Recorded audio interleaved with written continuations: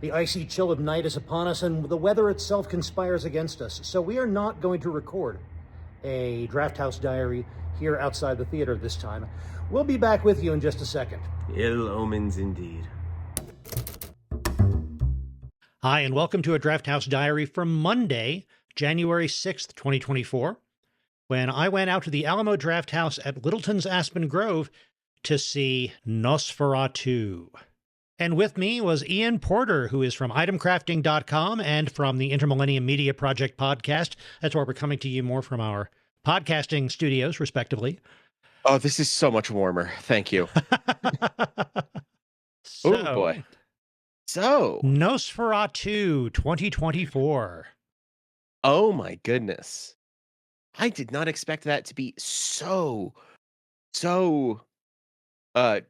like, it kept to the original black and white film way more than I expected. It did not restrict itself story-wise 100%, but it was very much a remake and an adaptation of, not just a remake, but an adaptation of the original black and white German film, as opposed to another adaptation of Bram Stoker's Dracula. There were certain moments with like the shot of our protagonist or one of our protagonists trying to open the door at the castle, and the entire layout of their room, of their house, that layout was exactly the same. Like door to door placement, from what I could tell. Yes, it was as if they were trying to conjure and also trying to reward audiences who knew that original movie. Yeah. And I'm really, really glad that recently we saw the original or restoration of the 1922 NOSFERATU by Murnau, because there's so much I would have missed had I not seen that movie recently. Mm-hmm. But what did you think of this as a movie in its own right? Did it stand up for you? It stood up very well. It was a very, very good film. It was a different take almost on the vampire media. It's a callback to that older stuff, but that this version of a vampire is such a different beast than the vampires you get in a lot more modern media.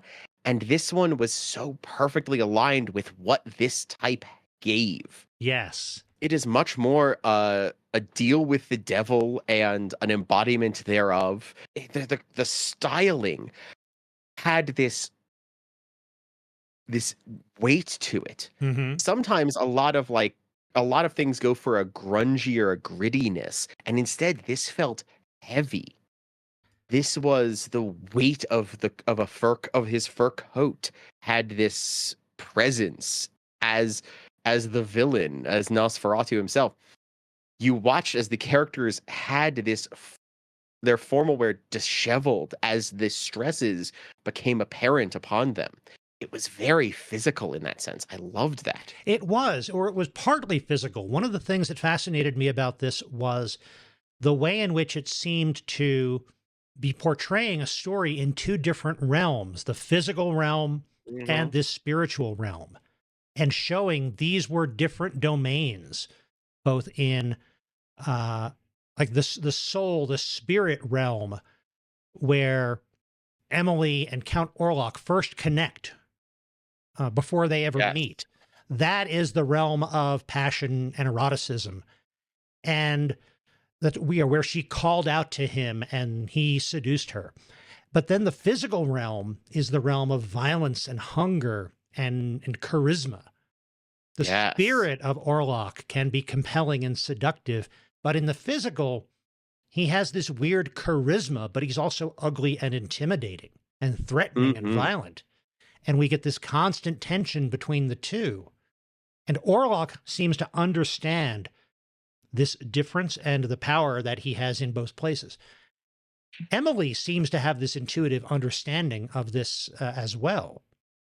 Yeah. And other people like Hutter, they don't understand that they're dealing with two different worlds, so they are at a loss when it comes to attempting to address that until they get the advice of people who understand.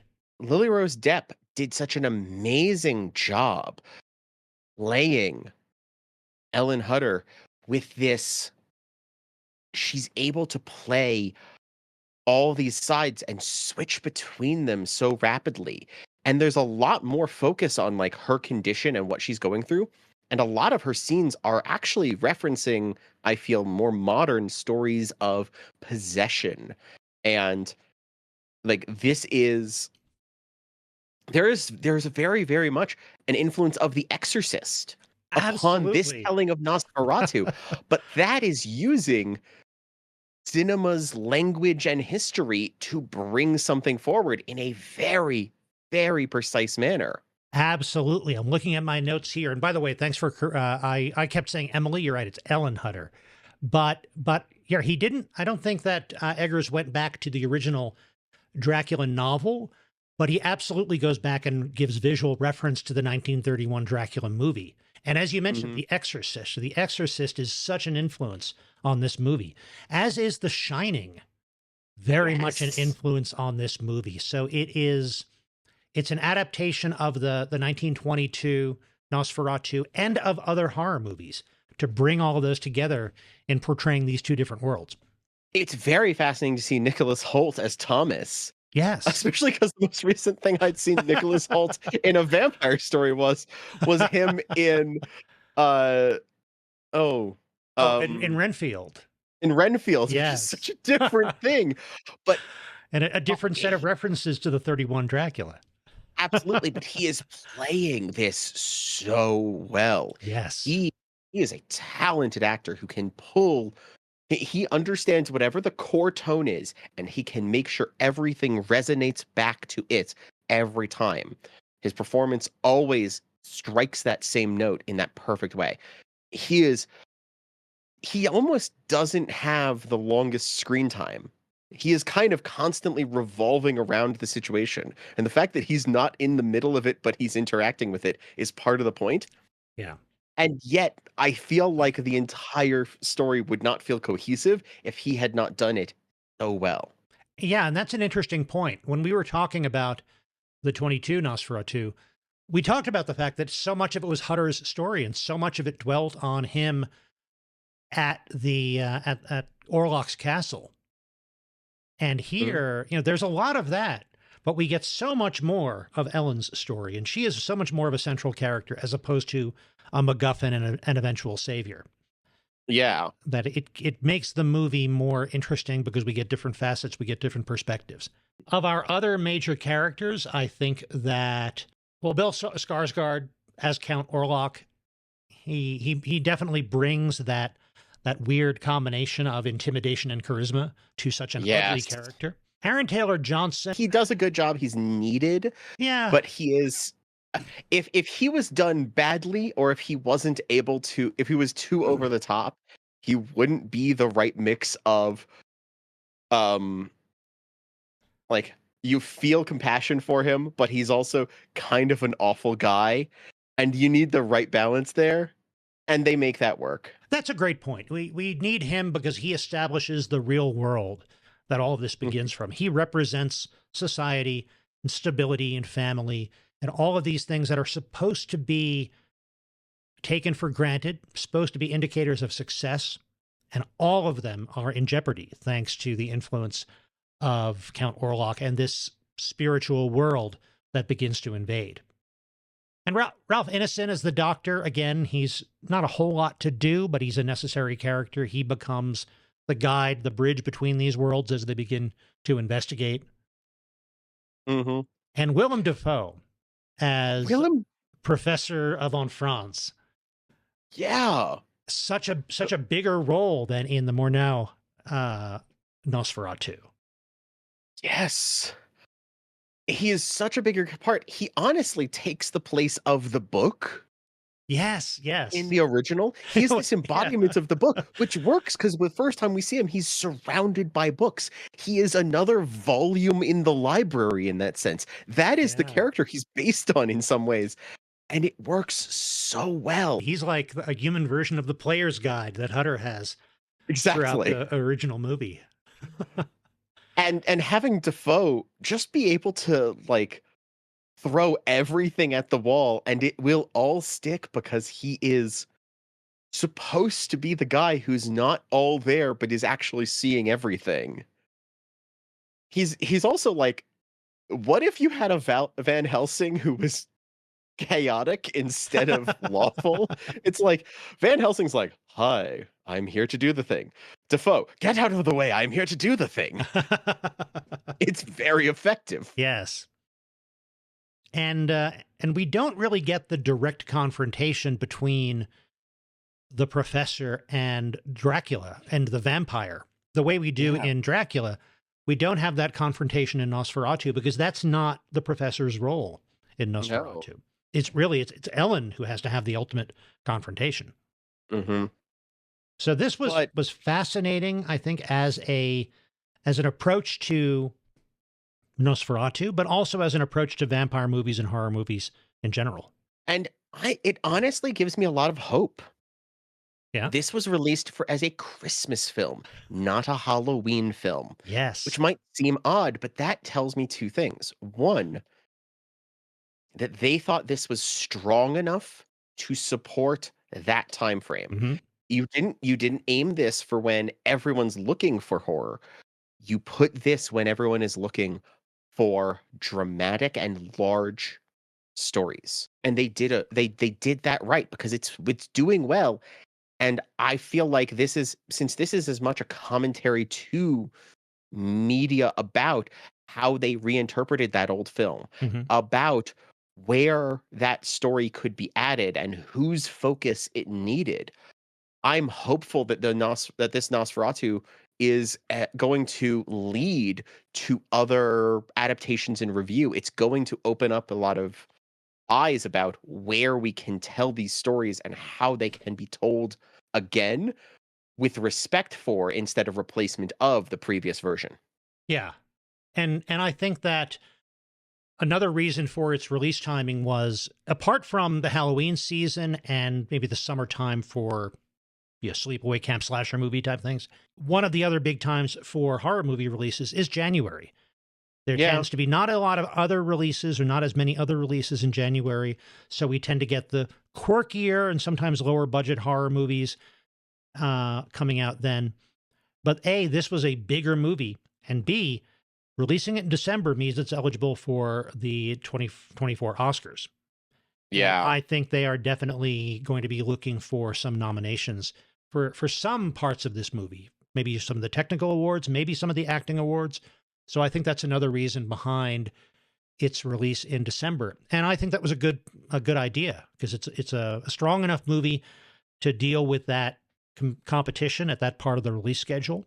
And also, why not make sure that it's fresh in people's minds come the current nomination season? We do want to tell you about the rest of our trip to the Alamo, but first, if you're enjoying this, viewers, please click that thumbs up button to like it. And if you want more Drafthouse Diaries as they come out, please click subscribe. The pre-show, the Alamo pre-show for Nosferatu, not super surprising, but I thought very good. We did have to listen to Soul Dracula again. But it wasn't the awful staged dance number that we usually see with Soul Dracula. This was like an actual music video with production values and costumes and things. Somebody really likes this song. I think it's absolutely horrible.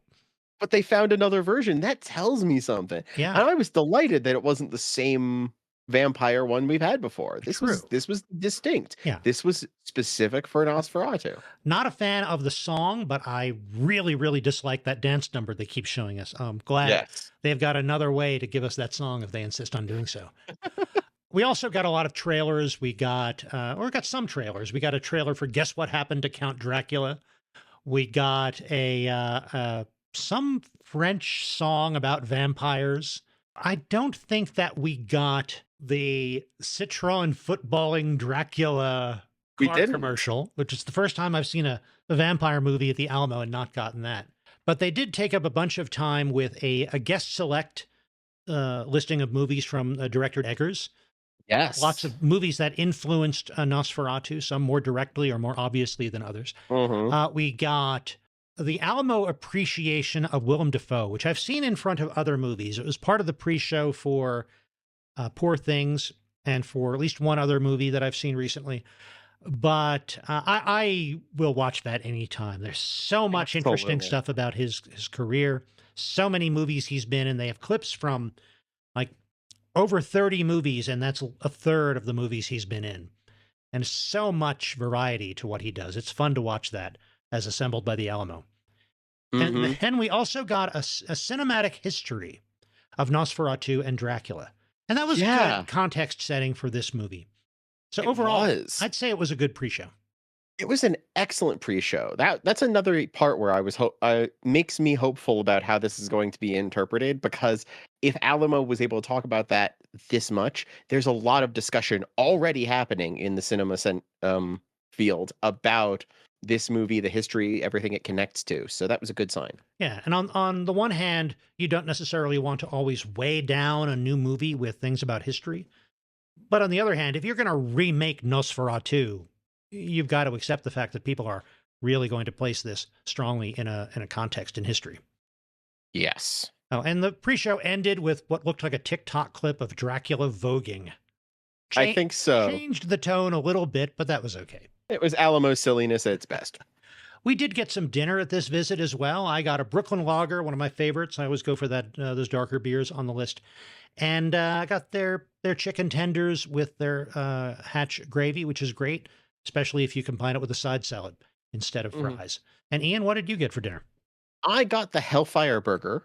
And I'd not gotten that before. It was good, but following your warnings and advice, I knew that it might not be as spicy as they sometimes depict. And as people might know from any of my other things, I enjoy spicy. So I actually asked for a cup of the Reaper sauce on the side. Oh, that's smart. And being able to dip a little bit of my fries into that, or pour a little bit onto my burger, it was very good. It paired well. And I still felt like I got all the flavor of the burger itself. It didn't overwhelm it at all. Plus, being able to go, ooh, spicy, ooh, sweet ketchup, ooh, spicy, ooh, sweet ketchup was a nice combo. Nice. I love the fact that they will let you order their sauces and such as a side cup.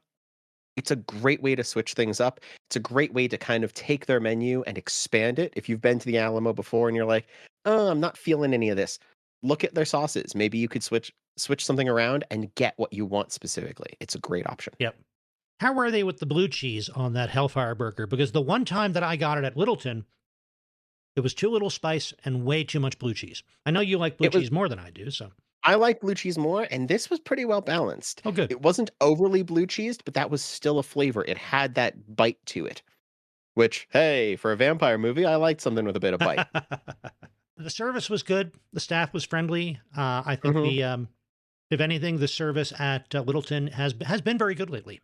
So that's been nice to see. It's been very good, and they've been very good from the times I've joined you at being on top of the increased traffic that the holiday season brings them. I feel like they're using this as a chance to perfect some of their systems from what I've seen. So Ian, thank you for joining me for the movie and for this Drafthouse Diary. Thank you for inviting me. This was fun. And viewers, thanks very much for joining us for this Drafthouse Diary. I'll be back soon with more. And in the meantime, if you'd like to see our discussion of the original 1922 version, check out this video next.